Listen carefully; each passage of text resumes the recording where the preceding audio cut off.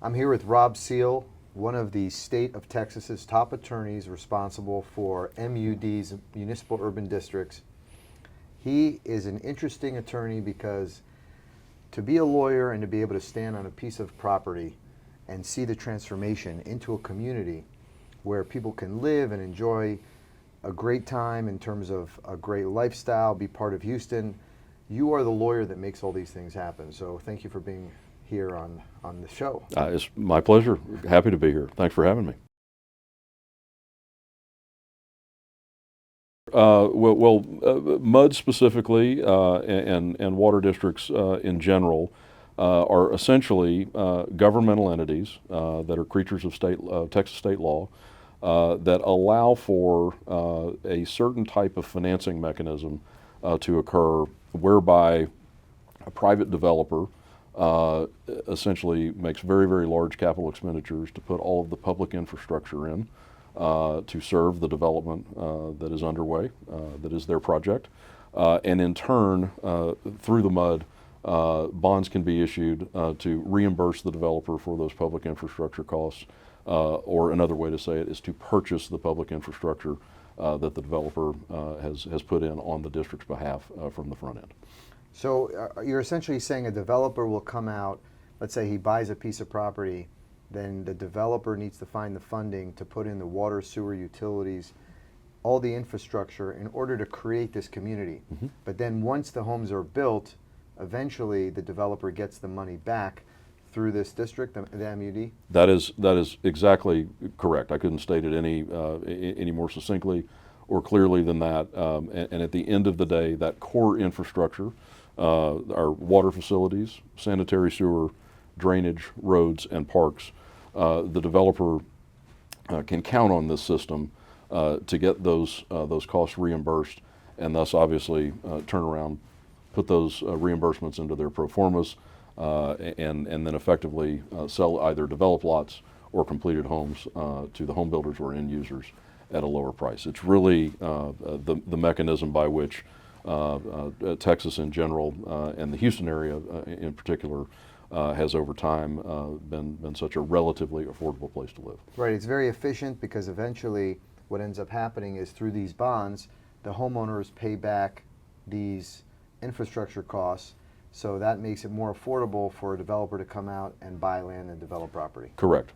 So much so that over time it is actually very difficult, certainly in Southeast Texas any longer, to be competitive. Certainly in the single-family residential market without the water district financing mechanism behind it. Right, so now we know what a MUD is. Basically, it's a mechanism for a private developer to get reimbursed for its infrastructure costs. The homeowners end up paying it. It's on their tax bill.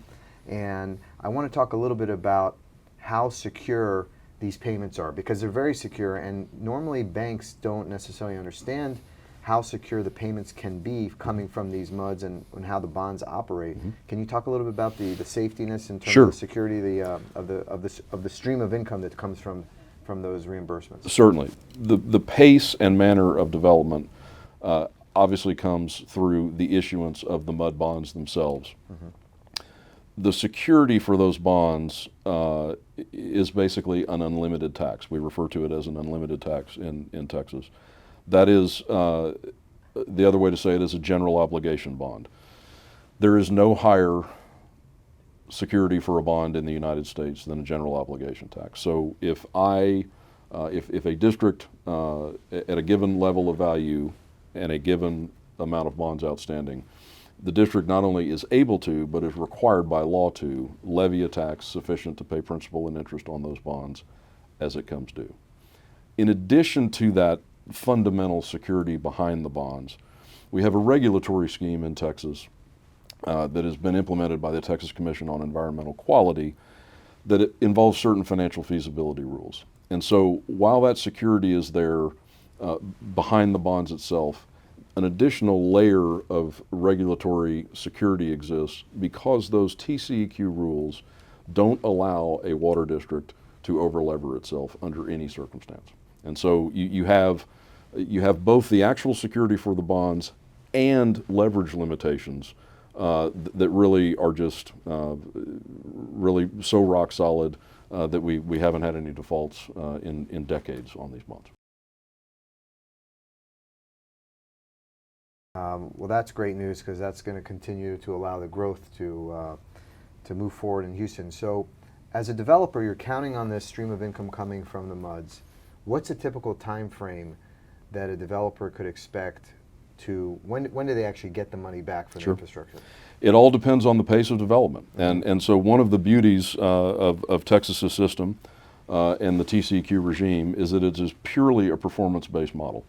And so the faster a developer puts taxable value on the ground, the faster we can issue bonds to reimburse for that infrastructure. And so the typical rule, very ballpark rule, there are exceptions to this, is we have basically a 10% leverage rule. So for every 10 million US dollars in taxable value put on the ground, we can issue $1 million in debt.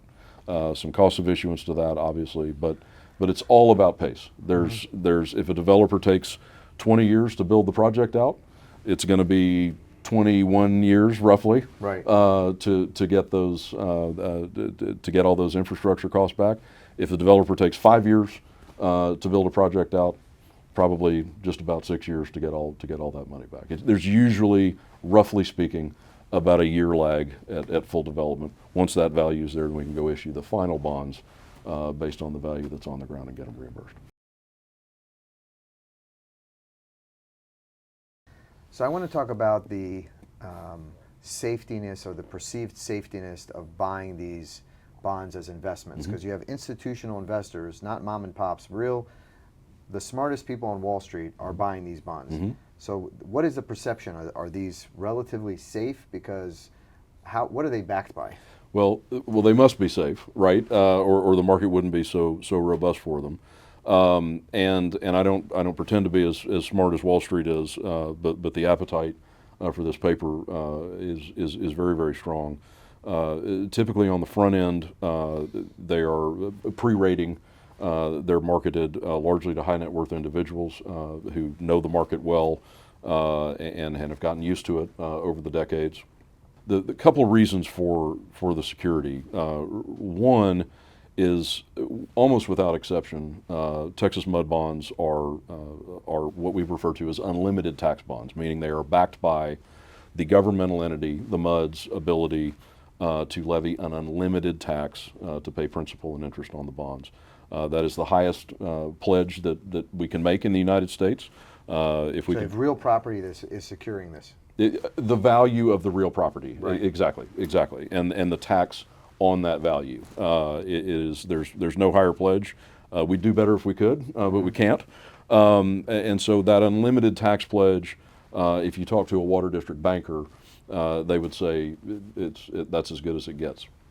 So even there's been decades of these bonds being issued. There's never been a default in decades. Even during the last big recession here in Texas where the real estate market fell out, there still were no defaults. So as a developer, if you're out there buying land and you're developing a community and you're counting on the stream of income coming from the MUD, you can pretty much count on it. It's a done deal if you put the value on the ground. Pretty much. I mean, the last time there was a default in this market was in the wake of the late '80s oil crash, and there were some defaults at that time.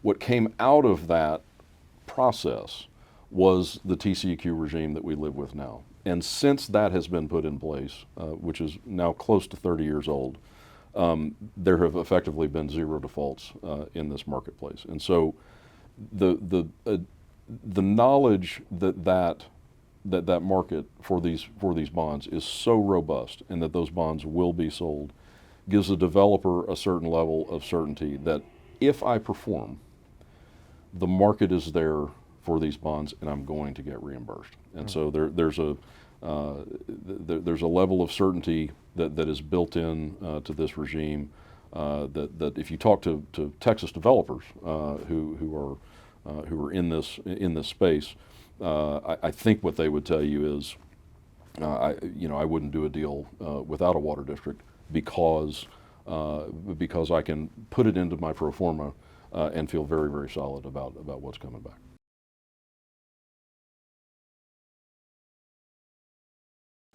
We have in the state of Texas some of the largest single-family master plan community markets in the country. People don't realize that the city of Houston, or the Houston MSA, there are more than 40,000 new homes built in Houston. That's about the same as the entire state of California, just in the Houston MSA. This policy that we have with the MUDs, this mechanism that's in place, does it benefit other cities besides Houston as much? What cities really benefit from using these MUDs besides Houston? Well, it's really the entire southeast region as a general matter, and Houston has grown so much now that we're certainly, and have long been, out in other jurisdictions. Sugar Land in Fort Bend County is an excellent example. They're now used really all over the state. They're used in Central Texas in the Austin area, also now to a certain extent in the Dallas-Fort Worth area. But the true benefit of them is in part what you said. Yes, can it benefit cities, but the real benefit goes back to the numbers that you just spoke of. The fact of the matter is that with the private capital that is put into these deals, Texas, because of this model, can service its market in a way and do so more efficiently, more quickly, more nimbly, and at the end of the day, more economically than you can in other places.